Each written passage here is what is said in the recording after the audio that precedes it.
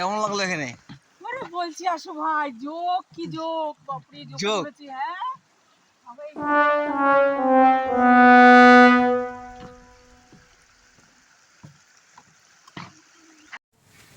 আজকে আমি দেখব আমি কত সময়ের মধ্যে আজকে সাইট সিন শেষ করতে পারি।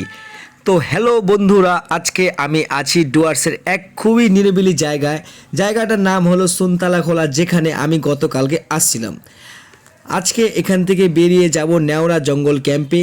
তার আগে আমি কিছু সাইট সিন করে নিয়ে যেতে হবে। তো চলুন দেখা যাক কী কী সাইট সিন আছে। তার আগে বলে দিই, আমি যেখানে গতকালকে ছিলাম সেখানে গেস্ট ছিল না, তাই গেস্টদের আনতে যেতে হবে। চলুন যাওয়া যাক। গেস্টটা ছিল সুনতালাখোলা ইকো ট্যুরিজমে।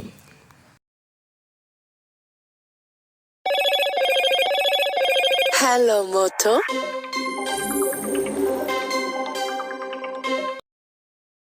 সো গাইস, গাড়ি এখানে রেখে দিলাম।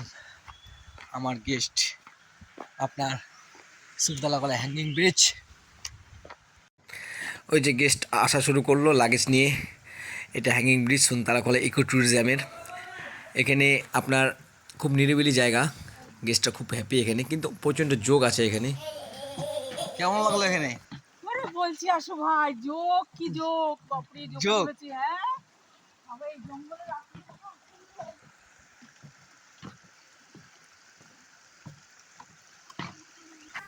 তো প্রথমে চলে আসলাম আমরা রকি আইল্যান্ডে। রকি আইল্যান্ডে যেটা মূর্তি নদীর শুরুটা দেখতেই পারছেন আপনি, খুবই সুন্দর জায়গা এখানে। রকি আইল্যান্ড আমাদের 7 পয়েন্টের মধ্যে পড়ে। চলে আসলাম এখানে, এই যে লোহার ব্রিজটা রকি আইল্যান্ডের মধ্যে থাকে। তারপরে চলে আসলাম আমরা সামসিং ভিউ পয়েন্টে। সামসিং ভিউ পয়েন্টে দেখলেন আজকে অত ভিড় নেই, খুবই সুন্দর ভিউ পয়েন্ট একটা, কিন্তু প্রচণ্ড গরম আজকে সামসিং ভিউ পয়েন্টে। কিছু চা বাগানের ছবি তুলে নিলাম আমরা।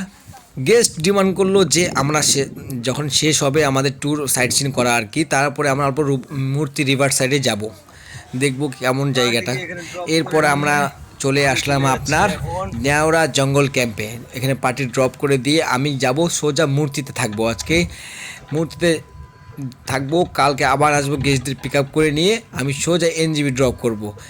জঙ্গলটা খুবই সুন্দর দেখতে পাচ্ছেন, নিরিবিলি জায়গা একদম, খুবই ভালো। ওকে, আজকে এখানেই শেষ হলো আমার ব্লগ। দেখতে থাকুন আমার ব্লগ। তার আগে ব্লগ শেষ করার আগে একটা ময়ূর খুব সুন্দর রাস্তার মধ্যে যাচ্ছে, ফটোতে তুলে ভিডিওতে ক্যাপচার করে নিলাম। ওকে, টাটা, বাই বাই।